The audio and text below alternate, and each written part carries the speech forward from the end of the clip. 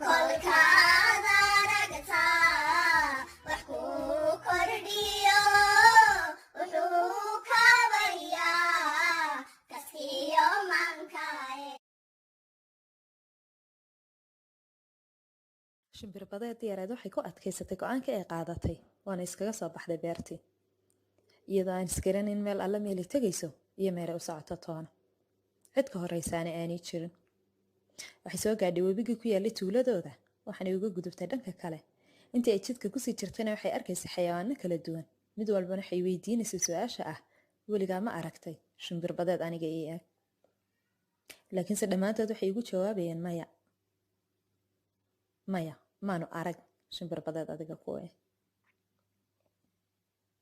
weliba intaa waxay usii raacinayeen weligaya maanu arag shimbirbadeed adiga kaa foolxun.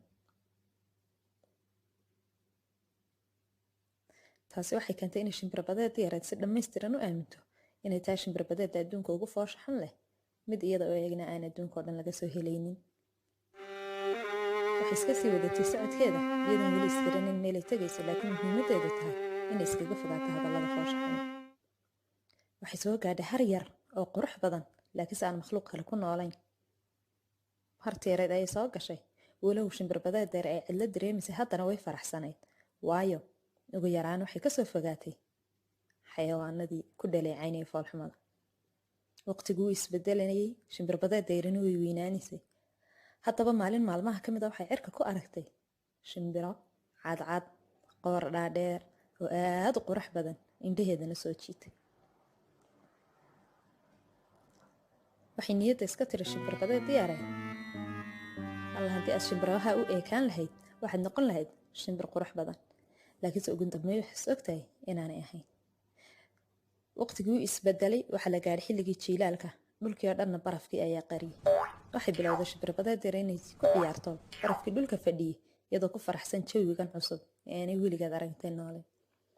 laakiinse maadaama barafkii dhulkao dhan ku habsaday ma aanay helaynin waxay cunto, sidaa awgeed way daashay waanay gaajootay. waxaa intaasoo dhan usii dheeraa dhaxan fara badan oo ka badan intay nafteedu xamili karayso. iyadoo xaaladii ku jirta waxaa soo maray oday beeroole ah. intuu koorkiisa ku duubay ayuu qaaday, waxaanu geeyey gurigiisa si uu ugu xanaaneeyo intuu barafka dhulka ka kacayo.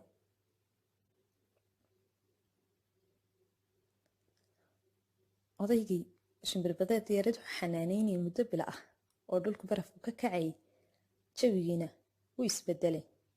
shimbirbadeed yareedna bilihii uu odaygu hayay way weynaatay, waxaanay noqotay shimbir ka muuqdo oo noocii ay ahaan jirtay. odaygii wuxuu ku soo celiyay harta yareeda ku nooleed iyo xorriyaddeedii, waanu iskaga tegay. iyadoo markii ay biyihii harada soo gashay waxay hoos u eegtay biyaha, waxaanay aragtay humaaga ka muuqda biyaha dhexdooda. laakiinse way u qaadan weyday in muuqaalkan yahay keedii, waxaanay mooday in shimbir ka dambaysaa ka dhex muuqata biyaha. haddaba si ay u hubsato in shimbirta biyaha ka muuqataa iyada tahay, waxay bilowday inay baalasheeda dhaqdhaqaajiso. mise shimbirtii biyaha ka muuqatayna sidoo kale baalasheeda ayay dhaqdhaqaajinaysa. waxay hore u fidisay qoorteeda, mise shimbirtana sidoo kale ayay samaynaysaa.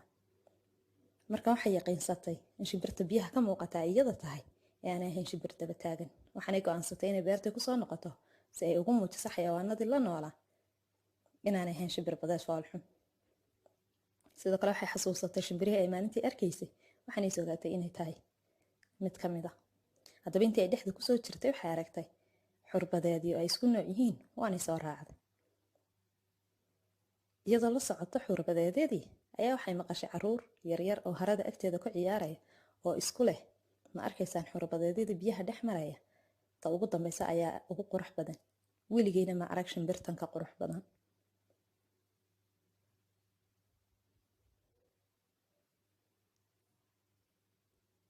haddaba shimbirbadeed yareed markii ay kusoo noqotay beertii ay ku noolaan jirtay, waxay ogaatay inaanay ahayn shimbirbadeed foolxun, laakiinse ay ahayd beed yar oo nasiib xun oo ka soo dhacay cushka hooyadii kuna soo dhacay cushka shimbirbadeed.